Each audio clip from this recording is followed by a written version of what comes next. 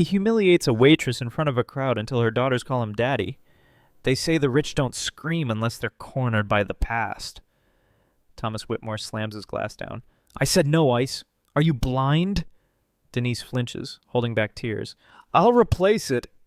He scoffs. Typical. Barely qualified to serve water.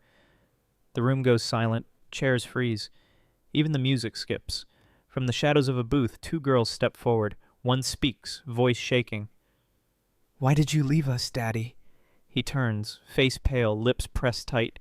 You said you'd changed, the other adds, quieter, and in that stillness the predator looks cornered, by guilt that just grew a voice. The diner is small. Booths cracked at the edges. A faded clock ticks above the counter. The smell of grease clings to the air. Denise moves fast, refilling coffee, clearing plates, smiling at everyone. Her apron is worn. Her shoes squeak with each step. Still, she keeps that smile. She glances over. Jasmine and Jada sit quietly near the window, coloring books open, crayons rolling off the edge of the table. One of them waves. Denise smiles wider and nods back. Her hand rubs at a tired spot in her lower back. She exhales, but never frowns. You girls doing okay? She calls softly. Yes, Mommy, they chime. A man at the counter scoffs. Should have stayed home if you can't keep 'em quiet. Denise bows her head, still smiling. Not for the customer, for them. Behind the counter, Carla wipes her hands on a dish towel and leans in. Girl, how do you put up with that? Denise stacks plates, careful not to break one. She doesn't answer right away. I'd snap, Carla mutters. These people talk to you like you're nothing. Denise lets out a breath. Her smile fades, just for a second. Then she looks toward the window. Jasmine's drawing. Jada's humming softly. Because they need to believe I'm okay. Carla blinks. You don't have to fake it all the time. Denise shakes her head, quiet. If I break, they break. She walks off, refills a coffee pot, smile back on her face. But her eyes, tired. Still holding, still trying. The bell above the door jingles. Thomas Whitmore steps inside. A crisp suit, shoes spotless, wristwatch worth more than the building. He scans the room like he's already disappointed. Denise sees him, straightens her apron, walks over, gentle smile in place. Good morning, Saru. Table for one? He doesn't respond, just nods toward the corner booth. She leads him there, sets down a menu. Coffee to start? His eyes finally meet hers, cold. Water, no ice. Denise nods once. She turns, walks away. But her hands are suddenly less steady. Carla watches from the counter. That's not a regular, she whispers. Denise doesn't answer. Her smile stays. Thomas opens the menu, doesn't read it. He's already frowning, as if something, someone, bothers him, but he can't name it. Jasmine glances up from her coloring book. She watches Thomas sit alone in the corner booth. Watches how no one talks to him, how he doesn't smile. He looks mad, Jada whispers, not looking up. Jasmine leans in closer. He looks familiar. Jada shrugs. They all look the same in suits. Jasmine lowers her voice. No, he looks like the man in Mom's photo. Jada finally looks up. Which one? Jasmine pauses. The one she keeps in that old box. The one she never talks about. They both stare now, quiet, curious. Thomas sips his water, unaware. Jasmine picks up her crayon again, but her lines lose shape. The coloring stops being fun. Something about that man doesn't feel like a stranger anymore. Thomas sets the glass down harder this time. The ice inside clinks loud. I said no ice. Denise quickly reaches for it. I'll bring another. Do you people even listen? He snaps, eyes sharp. Silence sweeps the diner again. Denise keeps her head down. I'm sorry, sir. From across the room, Jasmine flinches. Her crayon slips off the page. Why is he yelling at Mommy? She whispers. Jada doesn't answer. Her hand grips the edge of the table. Jasmine's eyes fill. I don't like him. I want to go home. Denise glances over at them, trying to smile. Her lips tremble. Thomas mutters something under his breath, loud enough for her to hear, soft enough to sting. The weight in the room tightens, and something in Jasmine cracks. Without warning, Jasmine slides off the booth. She walks straight toward Thomas's table. Small steps, shoulders stiff. Denise notices too late. Jasmine, wait! Jasmine stops beside him. Her voice is thin but clear. Don't yell at my mom like that! Thomas looks down, stunned. The room freezes again. Jasmine's hands ball into fists. She's trying her best. Jada stands now too, staying near the booth, watching, quiet. Denise hurries over, kneels next to Jasmine. Sweetheart, it's okay. Go sit down. Jasmine doesn't move. Her eyes stay locked on Thomas. Big, wet, angry. He clears his throat but says nothing. Something flickers behind his eyes. Jasmine finally turns, walks back to her seat. Her hand grabs her sister's tight. Thomas watches them both, still saying nothing. Thomas shifts in his seat, still tense. His hand twitches, ready to wave the child away, but his eyes catch something. A thin red bracelet around Jasmine's wrist. Faded, hand-tied. His breath stalls. That string, that exact knot, years ago. A rainy night, Denise tying it around his wrist. For luck, she'd said. He hadn't taken it off until the day he left. Thomas blinks hard, swallows. Jasmine is back at her table now, whispering with her sister. Denise stands nearby, eyes low, lips tight. Thomas shifts again. The chair creaks beneath him. He looks down at his hands, then back at the red string. He doesn't move, doesn't speak. But something old, buried deep, just cracked open. Rain taps on a window, soft, slow. Thomas stands by the door, suitcase in hand. Denise sits on the edge of a bed, the same red bracelet now tied around his wrist. You're really leaving? She asks. He doesn't meet her eyes. I got the offer. It's New York, Denise. She nods, barely. And me? Us? He hesitates. The silence speaks first. It's not the right time. She stands but doesn't beg. Just stares at him like she's memorizing the moment. You said love makes time. Thomas looks down. I need to build something first, for myself. He walks out without turning back. The door closes, and behind it she breaks. Back in the present, he sits frozen in the booth, haunted not by the memory, but by how easy it was to walk away. Thomas glances toward the counter. Denise is handing over a check to another table. He speaks without looking at her. You from around here? She pauses. Not originally. He nods, then asks, almost too casually. Last name? She hesitates, just a second, then answers softly. Parker. Thomas stiffens. The name hits like a drop in cold water. She walks away before he can speak again. He stares down at the table, at the condensation ring left by the glass. Parker, her name back then, still the same. His fingers twitch. He looks across the diner at the girls, then back at Denise. Same name, same eyes, same silence. For the first time in years. Thomas Whitmore doesn't know what to say. Jasmine pulls a folded paper from her backpack, crayons smudged across the edges. She walks toward Denise and then stops. Her eyes shift to Thomas. Without a word, she turns and heads to his table. Stands beside him, quiet. He glances down. She lays the drawing on the table. A man in a suit, sharp jaw, cold eyes. A silver watch on his left wrist. Exactly like his. I draw this from Mommy's picture, Jasmine says. She hides it, but I found it. Thomas says nothing, but his hand slowly covers the watch on his wrist. He looks at the drawing again. Same tie, same face shape, same silence. Is it you? Jasmine asks, voice soft. Denise calls gently from across the room. Jasmine, come back, sweetie. Jasmine waits, eyes locked on him, then turns and walks away. The drawing stays on the table. Denise refills the napkin holder at his table. Quick hands, no eye contact. Thomas clears his throat. You always work this shift? She nods. It is steady. Pays the bills. He watches her closely now, voice lower. Your girl, they seem close to you. A pause. They are. He leans in slightly. What about their father? Denise freezes for just a beat. Her hands stop moving. Is he around? He adds. She straightens, eyes still on the napkins. No. Passed or just gone? Denise looks at him now. No anger, just calm. Some people choose distance. I stopped chasing reasons. Thomas says nothing. But the silence now feels heavier. Too many pieces, starting to fit. Back at their booth, Jada presses her crayon into the page a little too hard. Jasmine leans close. Do you think he's the one? Jada shrugs. I don't know. She looks across the diner, eyes resting on Thomas. But Mom said our dad was someone important, really smart, really far away. Jasmine frowns. Far like another town?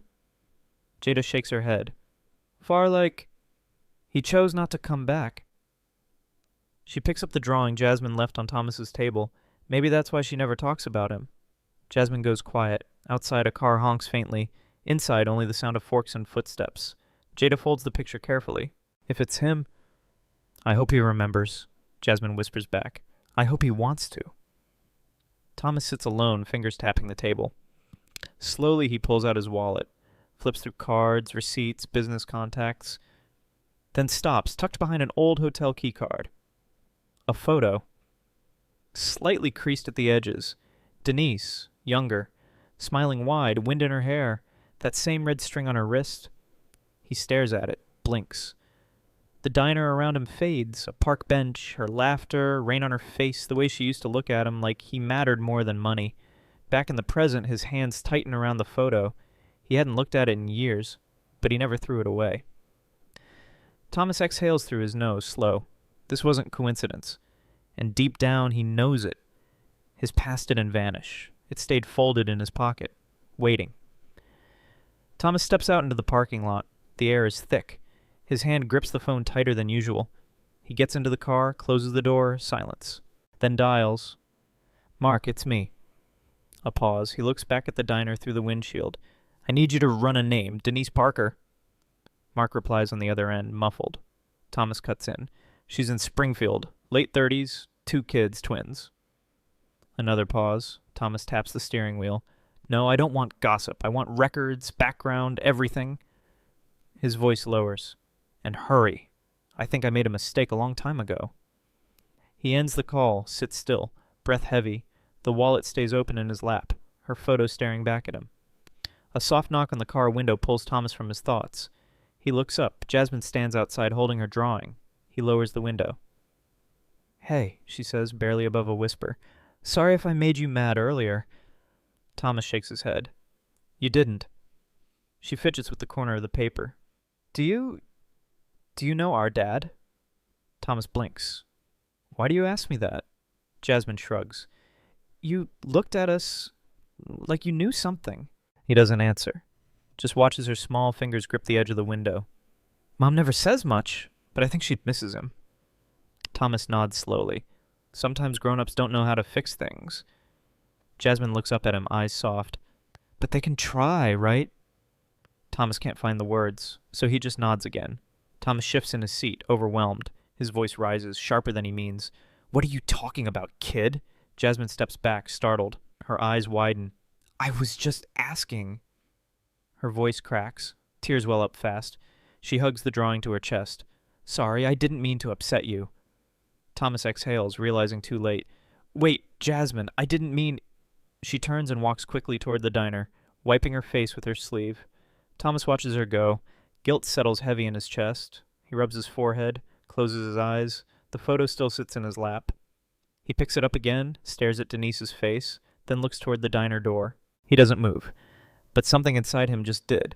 Thomas returns to his table. Denise stands nearby, holding the check. She approaches quietly. Sorry if the girls bothered you, she says, voice calm but tired. They're just curious by nature. Thomas doesn't look up. He nods once. It's fine. She places the bill down gently. He slides a platinum card toward her without a word. Denise hesitates, then takes it, walks to the counter. Carla eyes her. That the guy? Denise just sighs. Yeah. She rings him up, brings the card back. He doesn't thank her, doesn't make eye contact, just signs, stands, and leaves a tip large enough to feel more like guilt than kindness. Denise watches him go.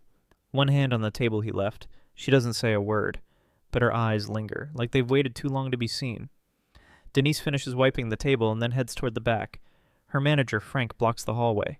We need to talk, Asoa, he says flatly. She stops. Is something wrong? Frank crosses his arms. The man you just served? VIP. Big money. Denise stays still. I did my job. Your kids wandered. He looked uncomfortable. That's not good for business. Denise blinks. They didn't do anything. Doesn't matter. He left quiet but not happy.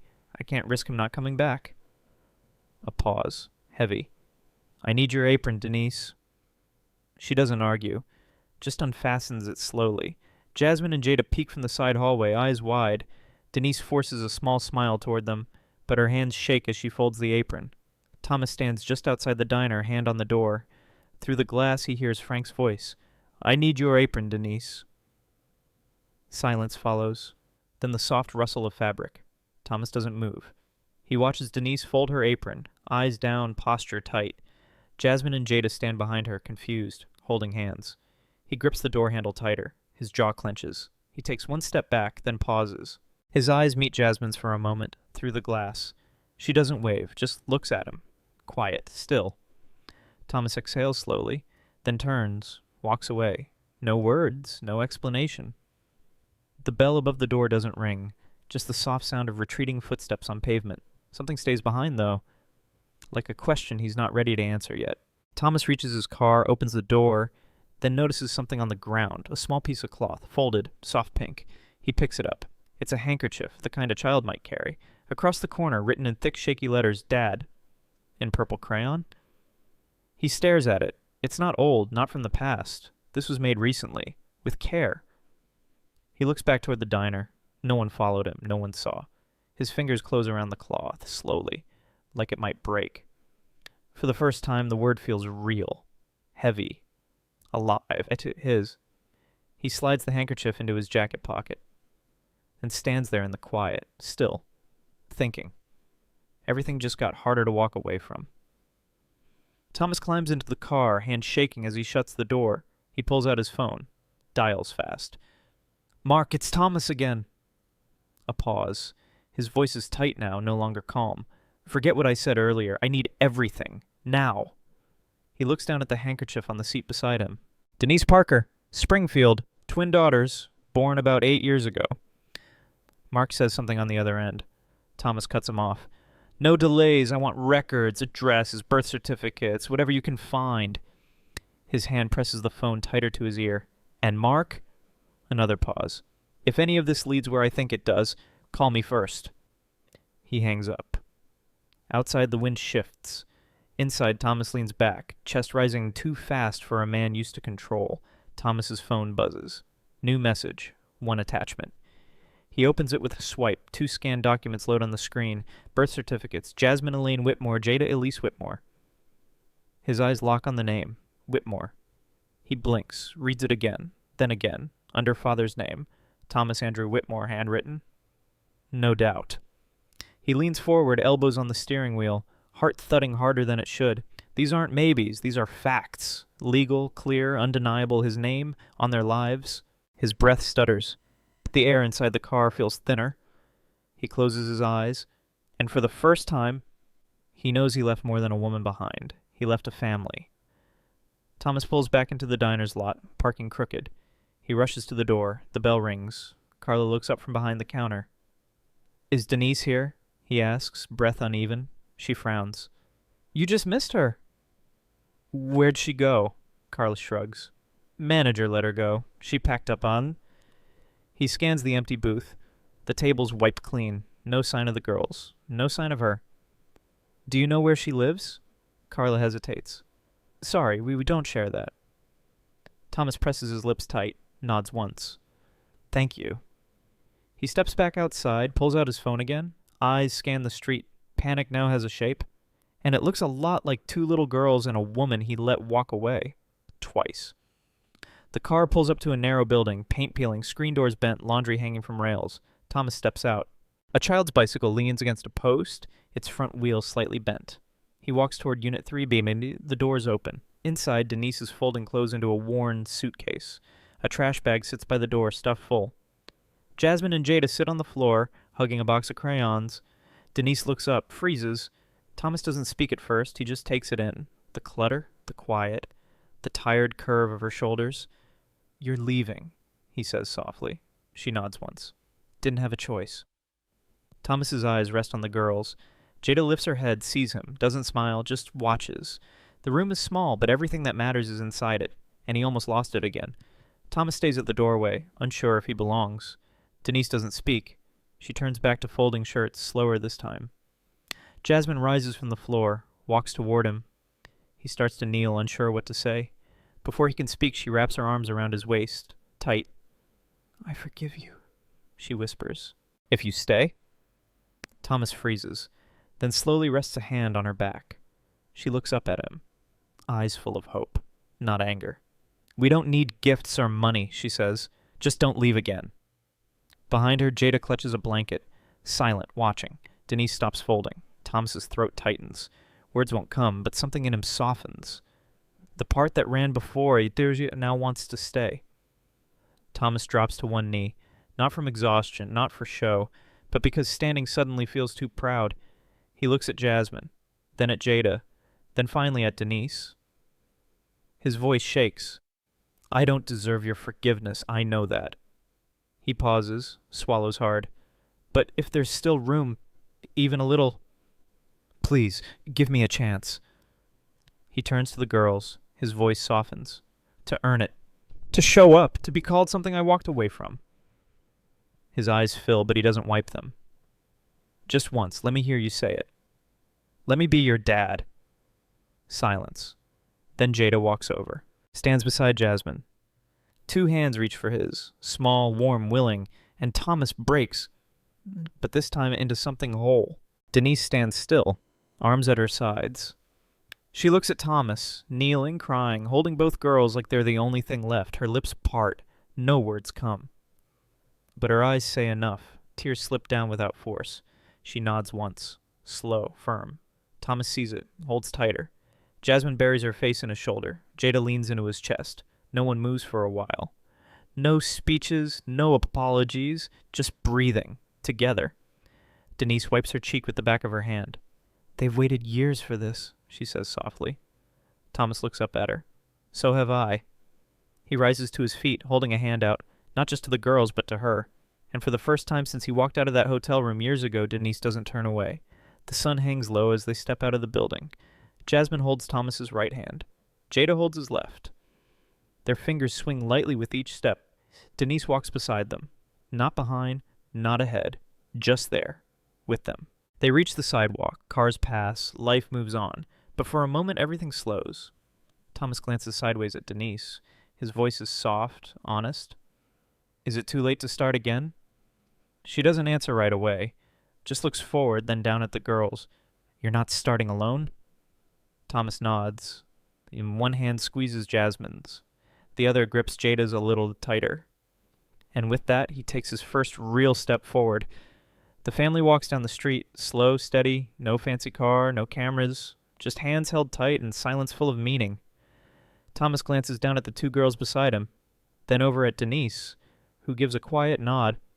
Some stories don't end with fireworks, some end with a second chance. Earned, not given.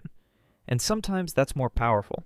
So if you've ever wished for one, if you believe that people can change, grow, and come home, then this is your moment too. Leave a comment below. I believe. Because maybe, just maybe, someone out there is still waiting for a chance to come back, and your words, might be the reason they try.